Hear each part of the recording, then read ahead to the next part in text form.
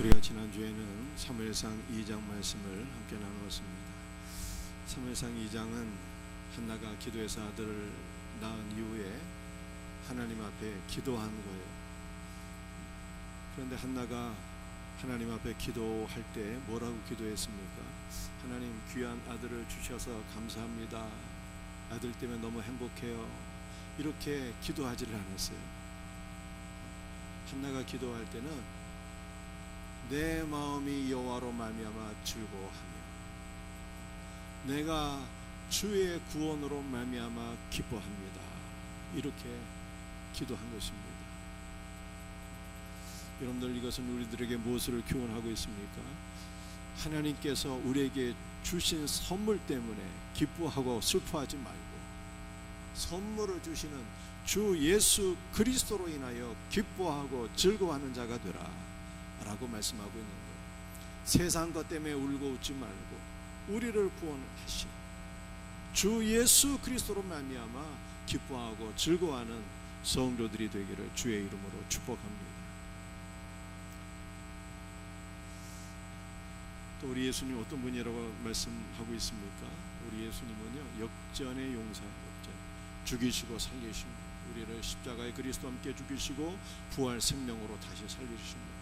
가난하게 하시고 부하게 하시고 낮추시고 높이시나, 이 하나님 일하시는 순서예요. 왜 이렇게 가난하게 하신 다음에 또 낮추신 다음에 높여주시는 것입니까? 그것은 우리로 하여금 겸손하게 하시고 어려운 자들의 형편을 돌아보게 하시고, 그리고 하나님 앞에 우리를 높여주셔서 우리를 사용하시는 하나님이신 것을 성경이 말씀하고 있는 것입니다. 오늘 본문 말씀을 통해서 두 가지를 함께 나누고자 합니다. 오늘 첫 번째 나눌 말씀은 에봇을 입고 성전에서 섬기는 사무엘입니다. 먼저 우리 사무엘을 살펴보기 전에 성경은 엘리와 사무엘을 이렇게 두 가지로 대조하고 있어요. 엘리와 사무엘은 어떠한 사람들이었습니까? 오늘 본문 말씀 2절과 3절 말씀 함께 같이 읽어보겠습니다. 엘리의 눈이 점점 어두워가서 잘 보지 못하는 그때에 그가 자기 처소에 누웠고 하나님의 등불은 아직 꺼지지 아니하였으며 사무엘은 하나님의 교회에 있는 여호와의 전 안에 누웠더니 엘리의 눈이 점점 어두워갔다, 이렇게 말씀하고 있습니다.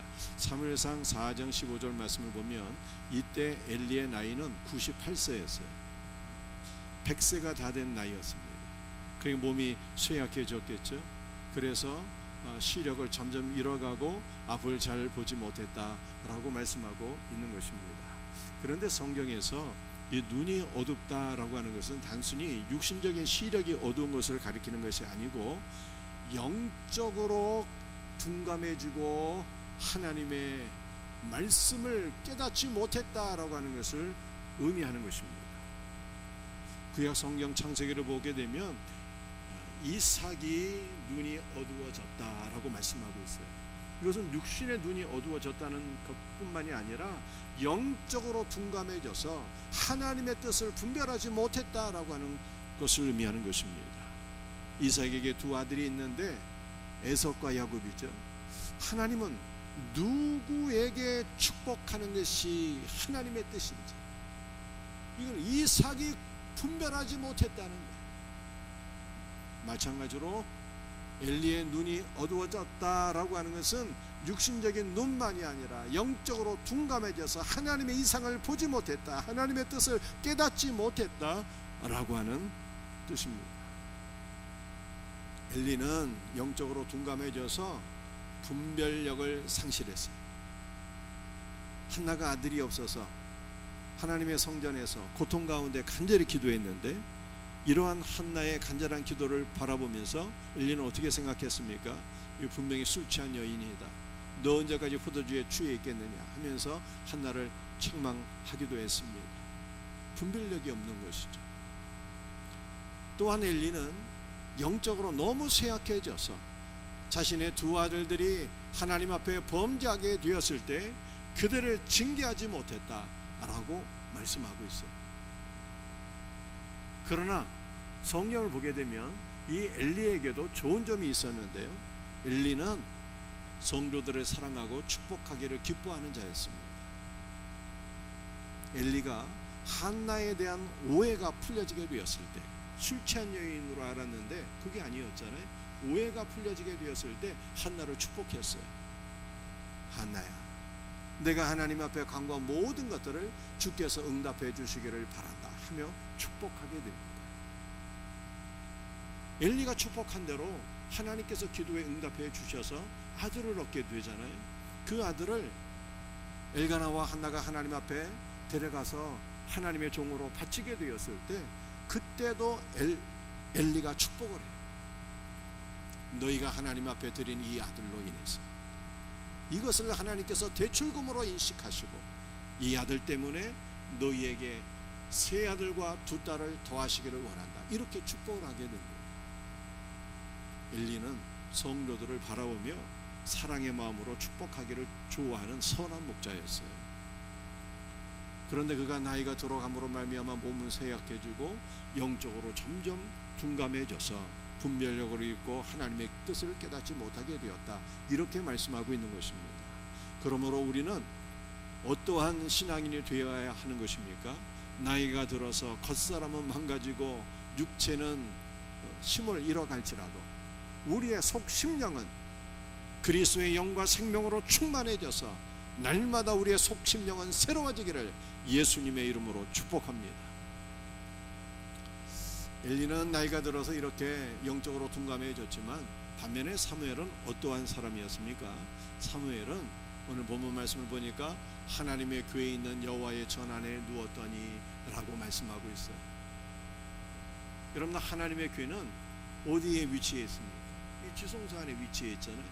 그런데 지성소에는 오직 대제사장만이 1년에 딱 한 번 대속죄일에 들어갈 수 있을 뿐입니다. 그러므로 사무엘이 여호와의 교회가 있는 전 안에 누웠다라고 하는 것은 그가 지성소 안에 누웠다라고 하는 것을 의미하는 것은 아니겠죠. 그러나 성경은 사무엘과 이 하나님의 교회와의 깊은 연관성을 강조하기 위해서 사무엘이 하나님의 교회가 있는 전 안에 누워 있었다라고 강조하고 있는 것입니다. 여러분들, 이 하나님의 교회라고 하는 것은 무엇을 가리키는 것입니까? 지성소에 있는 언약궤, 증거궤를 의미하는 거예요. 여러분들은 이 하나님의 교회의 이름을 법궤라고 많이 알고 계시죠? 법궤. 이 법궤라고 하는 단어는 구약 성경에 딱 한 번 기록되어 있는데요, 그나마 한글 성경에 이 법궤라고 번역이 되어 있지 원문에는 법궤라고 하는 단어가 없어요.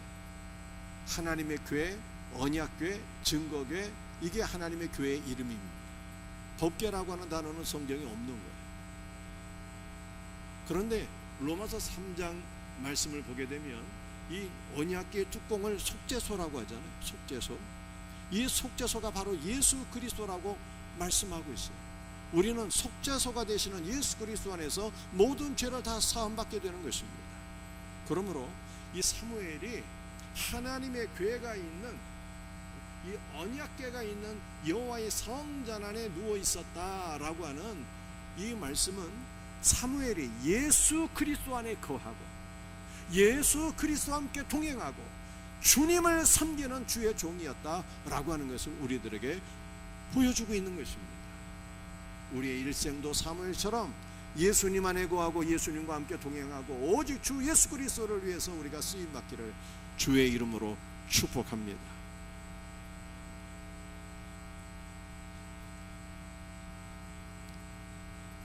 사무엘이 하나님의 교회가 있는 여호와의 전 안에 누워 있을 때 하나님의 등불은 아직 꺼지지 않았대요.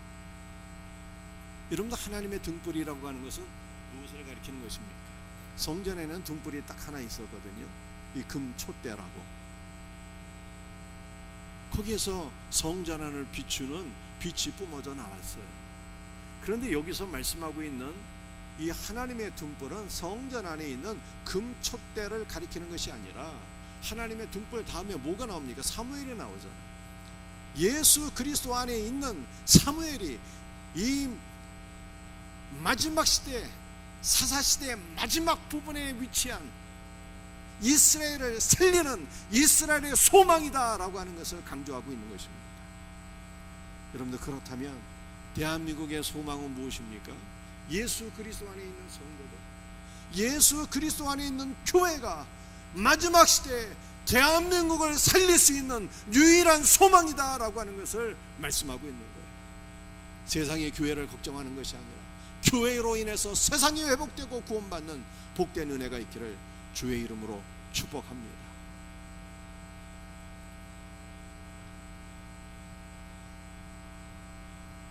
사무엘상 2장 18절 말씀을 보면 사무엘이 여호와의 성전 안에서 하나님을 섬기게 될 때 옷을 입었는데요, 이 무슨 옷을 입고 하나님을 섬겼을까요? 에봇을 입고 하나님을 섬겼어요. 에봇. 그런데 이 에봇은요 5가지 실로 제조하는 거예요. 어떤 실로 이 에봇을 제조했을까요? 출애굽기 28장 6절 말씀을 한번 같이 읽어보겠습니다. 그들이 금실과 청색, 자색, 홍색 실과 가늘게 꼰 배실로 정교하게 짜서 에봇을 짓되, 이렇게 말씀하고 있어요. 5가지 실로서 에봇을 짰고 그 에봇을 사무엘이 입고 하나님의 성전에서 하나님을 섬겼다, 이렇게 말씀하고 있는 것입니다. 그런데 에봇의 이 5가지 실은요 다 각각 상징하는 바가 있어요. 금실은 예수 그리스도의 신성을 가리키는 것이고, 청색은 하나님 나라 그 자체이신 예수 그리스도의 영원한 생명을 의미하는 것이고, 자줏빛 색은 이 왕들이 입는 옷 색깔이거든요. 그리스도의 왕권을 상징하는 것이고, 또 홍색실은 예수 그리스도의 보혈을 의미하는 것이고, 가늘게 꼰 배실은요 예수 그리스도의 순결함과 온전한 인성을 의미하는 것입니다. 그러므로 사무엘이 에봇을 입었다라고 하는 것은요 예수 그리스도로 옷 입었다라고 하는 뜻이에요. 저와 여러분들도 일평생 주 예수 그리스도로 옷 입고 살아가는 복된 은혜가 있기를 주의 이름으로 축복합니다. 자, 그런데요 이 에봇이 어떻게 생겼을까, 제가 이미지 한번 보여드릴게요. 이렇게 생겼어요. 이렇게. 이 제사장인데, 제사장이 옷을 입고 있는데요, 이 앞치마 같은 것을 입고 있지 않습니까? 이 앞치마 같이 생긴 것이 제사장의 겉옷의 일부인 에봇이에요. 에봇. 그런데 이 에봇에는 총 14개의 보석이 달려 있어요.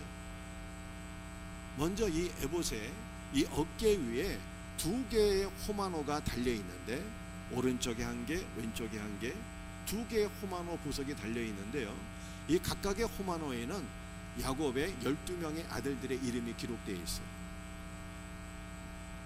야곱의 12명의 아들들의 이름은 바로 성도들, 하나님의 자녀인 우리를 가리키는 것입니다. 그래서 대제사장의 어깨 위에 바로 우리가 올려져 있다는 거예요. 우리의 대제사장은 예수님이잖아요. 예수님의 어깨 위에 우리가 올려져 있는 거예요. 이 어깨는 능력을 상징하는 것 아닙니까? 그래서 예수님의 능력 위에 우리가 올려져 있는 거예요.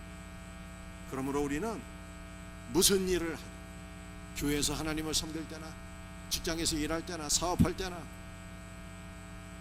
우리 자녀들은 공부할 때나, 무슨 일을 하든지 오직 주님의 능력을 의지하고 주님의 능력을 신뢰하고 주 예수 그리스도의 능력으로 승리하는 복된 은혜가 있기를 주의 이름으로 축복합니다. 여러분들 이 대제사장의 의복을 보게 되면요, 이 가슴에 판결 흉패라고 하는 것이 부착되어 있어요. 하나님의 뜻을 분별할 때 사용했던 이 패거든요. 판결 흉패라고 해요. 근데 판결 흉패에는 12개의 보석이 달려 있어요. 가슴에 12개의 보석이 있는 거예요. 그래서 총 14개, 어깨에 2개, 가슴에 있는 판결 흉패에 12개의 보석이 달려 있어요. 그런데 이 가슴에 있는 12개의 보석에는 이스라엘 12지파의 이름이 기록되어 있습니다. 여러분들, 이스라엘 12지파는요 바로 교회, 우리 모든 성도들을 또 의미하는 것입니다. 대지상이신 우리 주 예수께서 12개의 보석, 우리 모든 성도들을 품에 안으시고 하늘 성전에 올라가셔서 지금도 우리를 위해서 기도하고 계시는 거예요. 사랑하는 성도들, 우리는 가끔 착각해. 내가 착하게 살면 구원을 받을 것 같고 안 그러면 못 받을 것 같고.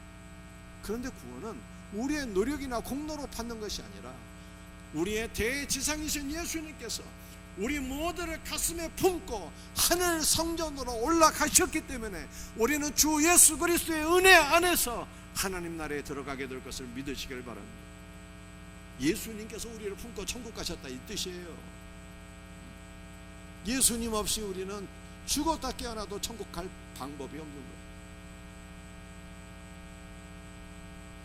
우리 예수님께서 우리의 영원한 대지상이신데 그분 안에 12개의 보석이 있다잖아요. 그 12개의 보석은 이스라엘 백성들 곧 우리를 가리키는 거예요.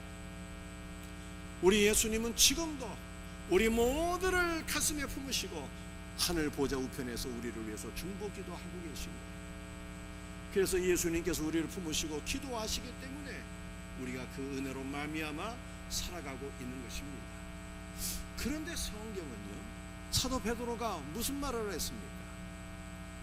우리는 다 왕같은 제사장이라고 말씀했잖아요. 우리는 하나님께서 이 땅에 세우신 제사장이기 때문에 옷을 입고 살아야 되는 거예요. 무슨 옷을 입어야 돼요?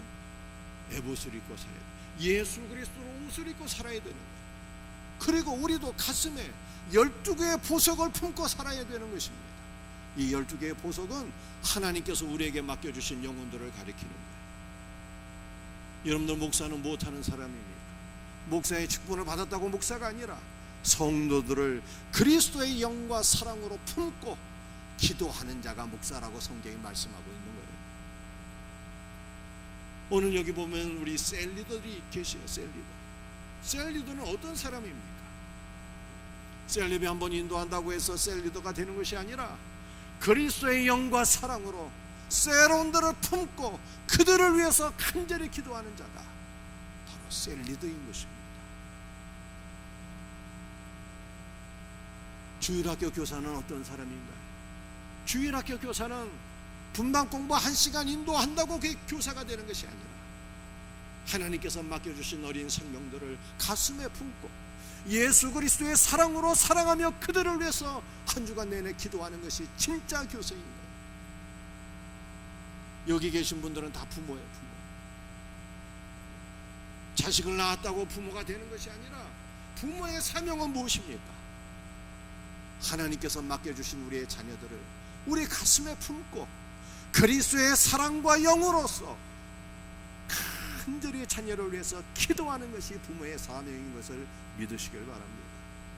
여러분들, 우리 모두는 하나님께서 세우신 왕같은 제사장이잖아요. 어떻게 살아야 되는 거예요? 이 땅에 그리스도를 모르는 많은 불신 영혼들, 그들을 품고 한 영혼이라도 품고 그리스도의 사랑으로 기도하는 것이 참된 성도들의 삶이며, 우리가 이같이 예수 그리스도의 사랑으로 한 영혼을 품고 기도할 때 회복과 생명의 역사가 일어나게 될 것을 믿으시길 바랍니다. 여러분들, 구약에 있는 사무엘이 이처럼 예수님으로 옷 입고 그리스도의 영과 사랑으로 이스라엘을 품고 기도하고 영적 갱신을 이루어 나간 거예요. 오늘 우리도 예수 그리스도로 옷 입고 그리스도의 사랑과 생명으로 우리 모든 영혼들을 품고 기도하며 하나님 앞에 바르게 사명 감당할 수 있는 복된 은혜가 있기를 주의 이름으로 축복합니다.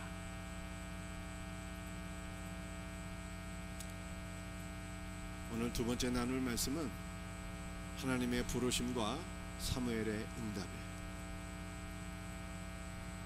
오늘 본문 말씀 사무엘상 3장 9절부터 10절까지 함께 말씀을 같이 읽도록 합니다.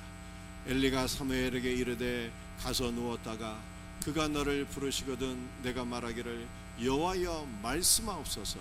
주의 종이 듣겠나이다 하라 하니 예 사무엘이 가서 자기 초소에 누우니라. 여호와께서 이마에 서서 전과 같이 사무엘아 사무엘아 부르시는지라. 사무엘이 이르되 말씀하옵소서. 주의 종이 듣겠나이다 하니 사무엘이 에봇을 입고 하나님을 섬기다가 성전 안에서 누워 잠을 잘 때에 하나님께서 사무엘에게 임하여 서서 그를 부르셨어요. 사무엘아 부르셨어요. 그런데 이 사무엘은요 이것이 하나님께서 자기를 부르시는 것을 알지 못했어요. 그래서 대지장이 누워있는 공간으로 가서 엘리에게 당신이 나를 부르셨기로 내가 왔나이다, 이렇게 얘기를 했습니다. 그랬더니 엘리가 얘기하기를 사무엘아, 나는 너를 부르지 아니하였으니 다시 성소에 가서 누우라, 이렇게 얘기를 했어요. 그런데 이 사건이 3번 반복이 되었습니다. 3번째도 사무엘이 찾아와서 엘리에게 이야기하기를 당신이 나를 부르셨기로 내가 왔나이다, 이렇게 얘기를 하니까 그때 엘리가 깨닫게 되었어요. 아, 하나님께서 이 아이를 부르셨구나. 이걸 깨닫고 사무엘에게 어떻게 기도하면 좋을까를 가르쳐 주었어요. 뭐라고 가르쳐 주었는가 하면, 하나님께서 너를 다시 부르실 때에 여호와여 말씀하옵소서, 종이 듣겠나이다, 이렇게 기도하라 라고 가르쳐 주었어요. 우리는 엘리의 말을 통해서 기도가 무엇인가 라고 하는 것을 다시 깨달으셔야 돼요. 기도는 살아계신 하나님을 만나는 거예요. 이거를 다른 말로 표현하면 하나님의 영적 임재를 경험하는 것입니다. 또한 기도는 무엇인가요? 기도는 하나님의 말씀을 듣는 거예요. 우리는 기도할 때 우리의 말만 시크하다 하잖아요. 물론 우리의 소원을 하나님께 아뢰는 것도 필요한 일이지만 성경은 기도가 무엇인가를 우리에게 가르쳐 주었는데, 기도는 여호와의 말씀을 듣는 것이다 라고 말씀하고 있는 거예요. 엘리가 가르쳐 준 대로 이제 사무엘이 기도를 배웠어요. 그래 성소에 가서 다시 누워 있는데 4번째 하나님께서 사무엘에게 나타나셔서 그를 부르셨어요. 사무엘아, 사무엘아. 4번째는 사무엘의 이름을 2번이나 부르셨습니다. 여러분들, 기도는 하나님을 만나는 것이거든요. 우리는 어떻게 하나님을 만날 수가 있을까요? 우리는 하나님을 간절히 막 찾고 찾을 때 금식도 하고 막 큰 소리로 부르짖고 열심히 기도하고 이렇게 간절히 기도할 때 하나님을 만날 수 있는 것으로 이렇게 생각하잖아요. 그런데 성경은요, 우리가 하나님을 만나기를 원하는 것보다 하나님께서 우리를 만나는 것을 수백 배, 수천 배 더 간절히 원하신다, 이렇게 말씀하고 있어요. 하나님께서 어린아이 사무엘을 만나기를 너무 원하셔서 4번이나 그에게 찾아오셨잖아요. 4번째는 사무엘의 이름을 2번이나 불러주신 것 아닙니까? 이것은 하나님께서 우리 모두를 만나시기를 간절히 소원하신다라고 하는 뜻이에요. 우리는 하나님을 어떻게 만날 수 있을까요? 하나님께서 우리를 만나기를 간절히 사모하는 것처럼 우리도 하나님을 만나기를 사모하는 마음으로 주 예수의 이름을 부르며, 하나님께서 사무엘의 이름을 2번 불러주셨던 것처럼 우리도 주 예수의 이름을 부르며 기도할 때 살아계신 하나님의 영적 임재를 누리게 될 것을 믿으시길 바랍니다. 여러분들, 기도는요, 하나님의 임재를 경험하는 것뿐만이 아니라 주님의 말씀을 듣는 것이라고 말씀했잖아요. 주님의 말씀을 들으셔야 돼요. 기도는 말씀을 듣는 거예요. 주님의 말씀은 생명인 것입니다. 말씀을 들을 때 우리의 영이 회복될 것을 믿으시기를 바랍니다. 사랑하는 성도들이요, 우리는 매주일 예배 때마다 말씀을 듣고 있어요. 그런데 말씀을 들을 때 이 말씀이 인간의 말로 들리면 안 되는 거예요. 믿음은 들음에서 나며 들음은 그리스도의 말씀으로 말미암는다 라고 말씀하고 있지 않습니까? 우리는 말씀이 그리스도의 말씀으로 들려야 되는 것입니다. 그러므로 매주 말씀을 듣기 전에 여러분이 기도하셔야 되는 거예요. 오늘도 주께서 말씀하실 때 주께서 세우신 목사를 통해서 주님이 나에게 말씀하옵소서, 주여 나에게 말씀하옵소서 라고 기도하셔야 되는 거예요. 나사로는 죽은 지 사흘이나 되었는데 예수님께서 말씀하셔서 나사로야 나오너라, 주님께서 말씀하시자 주님의 말씀에 부활 생명이 있어서 나사로가 다시 살아났다 라고 말씀하고 있지 않습니까? 그러므로 우리도 이렇게 기도해야 되는 거예요. 주님 오늘 이 시간 나에게도 말씀하여 주셔서 주의 말씀으로 내 영이 살게 하옵소서 라고 기도하셔야 되는 것입니다. 선포되는 말씀이 인간의 말씀이 아니라 예수님이 나에게 주시는 생명의 말씀으로 들리게 될 때 우리는 온전한 믿음의 사람이 되는 것이고 그 사람이 구원받는 거예요. 선포되는 말씀을 인간의 말로만 듣게 된다면 믿음의 사람이 될 수가 없어요. 사랑하는 성도들이요, 우리는 기도할 때 주여 나에게 말씀하옵소서 이렇게 기도해야 되는데 정확히 말씀드리면요, 주여 지금 나에게 말씀하옵소서 라고 기도하셔야 되는 거예요. 여기에는 저보다 나이가 어리신 분도 우리 청년들도 있지만 60대 이상 되시는 분들도 많이들 계셔요. 지금 60이면 청춘이라고 하지만 옛날에 60이면 인생 다 산 거예요. 인생 다 살았다 해서 마지막 잔치 한갑 아닙니까? 그러므로 60 이상 되신 분들은요, 주님 지금 나에게 말씀하옵소서 라고 기도하며 마지막을 준비해야 되는 거예요. 나이가 60이 넘었는데 지금까지 자기의 생각대로 살고 그리스도와 더불어 불화한 상태에 있다면 이것은 너무나도 어리석고 어리석은 삶이 되는 거예요. 인생의 종말이 언제 올지 어떻게 합니까? 시편 2편 12절에 이렇게 말씀하셨어요. 그의 아들에게 입맞추라. 그리하지 아니면 너희가 길에서 망하리라 라고 말씀하셨어요. 그의 아들이 도대체 누구입니까? 그의 아들은 하나님의 아들 예수 그리스도를 가리키는 거예요. 우리는 주 예수께로 돌아가서 예수 그리스도께 화해의 입맞춤을 하며 그와 더불어 올바른 관계 속에 있게 될 때 그 영혼이 가장 복된 삶을 맞이하게 되는 거예요. 여러분들 예수님과 화해하고 예수님과 좋은 관계를 맺을 수 있는 첫 번째 방법이 뭔지 아십니까? 그것은 바로 주님의 말씀을 경청하는 거예요.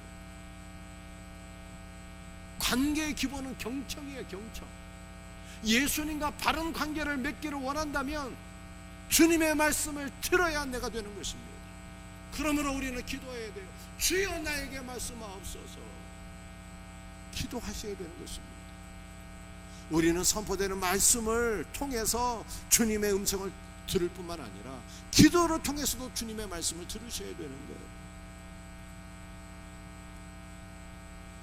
여러분들 하나님의 말씀은 무엇과 같을까요? 제가 새벽에 우리 성도들에게 한 말씀인데 다시 한번 이 말씀 드리겠어요. 하나님의 말씀은 마치 현미 잡곡밥과 같다. 여러분들 현미 잡곡밥이 몸에 좋다는 말 많이 들으셨죠? 온갖 영양소가 다 들어있어요. 그런데 이 현미 잡곡밥을 먹을 때는요, 어떻게 먹어야 되는지 알고 계십니까? 오랫동안 수십 번 꼭꼭 씹어서 먹어야 된다는 거예요. 그럴 때 입안에서 침이 나와서 이 현미 잡곡밥이 소화가 잘 된다는 거예요. 수십 번 씹을 때 침도 나오고 이게 뱃속에 들어갈 때 이것이 보약이 된다는 거예요. 근데 현미 잡곡밥을 먹을 때 제대로 씹지 않고 먹게 되면요, 이것이 몸 안에 들어가서 독이 될 수도 있다고 얘기를 합니다. 그런데 하나님의 말씀이 마치 이와 같아요. 마치 우리가 하나님의 말씀을 먹을 때는 어떻게 먹어야 되는 것입니까? 오랫동안 꼭 씹어서 먹어야 되는 것입니다. 우리가 하나님의 말씀을 들을 때 한 번 말씀을 듣고 끝나요. 성경을 한 번 읽고 끝나요. 이것은 마치 현미 잡곡밥을 먹을 때 대충 씹어서 먹는 것과 똑같은 일이에요. 오히려 독이 될 수도 있어요. 이거 하나님의 말씀을 읽어봤는데 왜 이렇게 어려워? 이거 거리타분한 옛날 얘기 같아. 뭐 이 말씀이 나하고 무슨 상관이야? 이렇게 여겨질 수가 있는 거예요. 오히려 독이 되는 것이죠. 하나님의 말씀을 꼭꼭 씹어서 먹어야 돼요. 하나님의 말씀을 꼭꼭 씹어 먹는 것이 무엇인가 하면은 이게 묵상한다라고 하는 거예요. 묵상. 여러분들, 묵상이라는 것이 되새김질한다는 뜻이에요. 되새김질. 하나님의 말씀을 묵상하라고 하잖아요. 이건 말씀을 꼭꼭 씹어 먹어서 되새김질하는 것을 의미하는 것입니다. 최고의 되새김질이 무엇인지 아십니까? 하나님의 말씀을 묵상하는 최고의 방법은 여러분들이 주일날 선포된 말씀을 경청하시고 일주일 내내 이 말씀을 붙잡고 기도하시는 거예요. 하나님, 오늘 나에게 주신 그 말씀을 내가 기억합니다. 주님께서 나를 왕같은 책상으로 세우셨습니다. 그러므로 내가 에봇을 입고 주 예수 그리스도 옷을 입고 가슴에 12개 벗어 하나님께서 나에게 맡겨주신 모든 영혼들을 내가 그리스도의 사랑과 영으로 품고 내가 그들을 축복하며 기도하게 하옵소서. 이렇게 말씀을 붙잡고 일주일 내내 말씀을 되새김질하면서 기도하는 거예요. 그럴 때 그 말씀을 통해서 우리의 영의 그리스도의 은혜와 생명이 넘치게 되고, 말씀을 묵상할 때 여러분 각자에게 주시는 주님의 음성을 반드시 듣게 될 것을 믿으시길 바랍니다. 사랑하는 성도들이 선포되는 말씀을 통해서 주의 음성을 들어야 되고, 기도를 통해서 말씀을 되새김질할 때 은혜가 넘치고, 말씀을 되새김질할 때 우리의 삶에 주시는 주님의 음성이 반드시 있게 되는 것입니다. 이걸 들어야 사는 거예요. 여러분들, 우리는 말씀을 들어야 되는데 도대체 우리가 들어야 될 말씀은 무엇입니까? 주께서 말씀하시기를 내가 곧 길이요 진리요 생명이라고 말씀하셨어요. 이것은 예수님께서 진리의 말씀이고 진리의 말씀이 곧 예수님이라고 하는 뜻입니다. 그러므로 우리는 말씀을 들을 때 예수님을 들어야 되는 것이고 예수님을 만나야 내가 사는 것입니다. 말씀 안에서 예수님 만나기를 주의 이름으로 축복합니다. 여러분, 우리는 말씀을 들어야 사는데 우리가 들어야 될 말씀은 무엇일까요? 그것은 주 예수께서 우리를 사랑하신다는 거예요. 저는 성경을 읽고 연구하면 연구할수록 주 예수께서 우리를 너무나 사랑하시고 우리를 축복하기를 기뻐하신다라고 하는 것을 깨닫게 됩니다. 우리 예수님께서 우리를 얼마나 사랑하시며 생명을 주셨겠어요. 찬송가 가사에도 이렇게 얘기하고 있지 않습니까? 주의 음성을 내가 들으니 사랑한단 말이 있어요. 예수님이 우리를 사랑하세요.